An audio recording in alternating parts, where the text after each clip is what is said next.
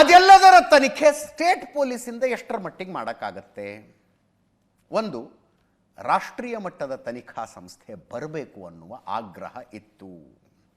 ಈಗ ನೋಡಿದ್ರೆ ಜನಸಾಮಾನ್ಯರ ದೂರಿನ ಆಧಾರದ ಮೇಲೆ ಇಡಿ ಅವರು ಪ್ರಕರಣವನ್ನು ದಾಖಲಿಸಿಕೊಂಡಿದ್ದಾರೆ.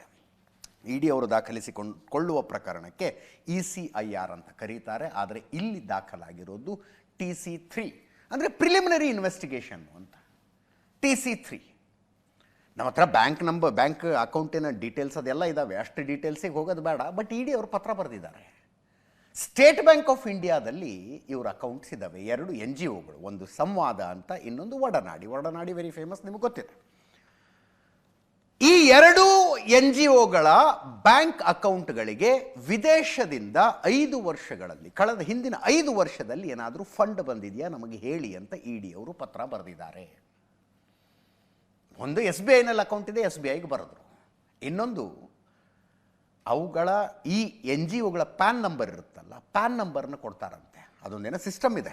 ಆ ಪ್ಯಾನ್ ನಂಬರ್ ಕೊಟ್ಟರೆ ದೇಶದಲ್ಲಿ ಮತ್ಯಾವುದಾದರೂ ಬ್ಯಾಂಕ್ನಲ್ಲಿ ಇವ್ರಿಗೆ ಅಕೌಂಟ್ಗಳಿದ್ದಾವ, ಆ ಅಕೌಂಟ್ಗಳಲ್ಲಿ ಏನೇನು ಟ್ರಾನ್ಸಾಕ್ಷನ್ ಆಗಿದೆ ಅಷ್ಟು ವಿವರಗಳು ಬರ್ತವೆ. ಆ ವಿವರಗಳನ್ನು ಕೇಳಿಕೊಂಡು ಕೂಡ ಇಡಿ ಅವರು ಪತ್ರ ಬರೆದಿದ್ದಾರೆ. ಒಂದು ಸಂಶಯ ಬಂದಿದೆ. ಸುಮ್ಮನೆ TC3 ಅಡಿಯಲ್ಲಿ ಪ್ರಕರಣವನ್ನು ದಾಖಲಿಸೋದಕ್ಕಾಗೋದಿಲ್ಲ, ಪ್ರಕರಣವನ್ನು ದಾಖಲಿಸದೆ ಬ್ಯಾಂಕಿಗೆ ಪತ್ರ ಬರೆಯೋದಕ್ಕೂ ಆಗೋದಿಲ್ಲ. ಇವ್ರ ಅಕೌಂಟಿಗೆ ಏನೇನು ದುಡ್ಡು ಬಂದಿದೆ ಹೇಳಿ ಅಂತ ಪ್ರಕರಣವನ್ನು ಉಲ್ಲೇಖಿಸಿ ಬರೀಬೇಕಾಗತ್ತೆ. ಆ ರೀತಿ ಉಲ್ಲೇಖಿಸಿ ಬರೆದಿದ್ದಾರೆ. ವಿದೇಶದಿಂದ ಫಂಡ್ ಬಂದಿರುವ ಸಾಧ್ಯತೆ ಅನ್ನುವ ಸುಳಿವು ಸಿಕ್ಕ ನಂತರವೇ TC3 ಆಗಿರುತ್ತೆ. ನೋಡೋಣ ತನಿಖೆಯಲ್ಲಿ ಇನ್ನೂ ಏನೇನು ಹೊರಗೆ ಬರುತ್ತೆ ಅಂತ. 5 ವರ್ಷ ಈ ಬ್ಯಾಂಕ್ನಲ್ಲಿ ಈ NGOಗಳ ಬ್ಯಾಂಕ್ ಅಕೌಂಟ್ನಲ್ಲಿ ಏನೇನು ವ್ಯವಹಾರ ಆಗಿದೆ ಡೀಟೇಲ್ಸ್ ಕೊಡಿ ಅಂತ ಬರೆದಿದ್ದಾರೆ. TC3 ದಾಖಲಿಸಿ. ತೇಜಸ್ ಗೌಡ ಅನ್ನುವಂಥವ್ರದ್ದು ಒಂದು ಕಂಪ್ಲೇಂಟ್ ಇತ್ತು, ಇನ್ನೂ ಒಂದು ಕಂಪ್ಲೇಂಟ್ ಇತ್ತಂತೆ. 2 ದೂರುಗಳ ಆಧಾರದ ಮೇಲೆ.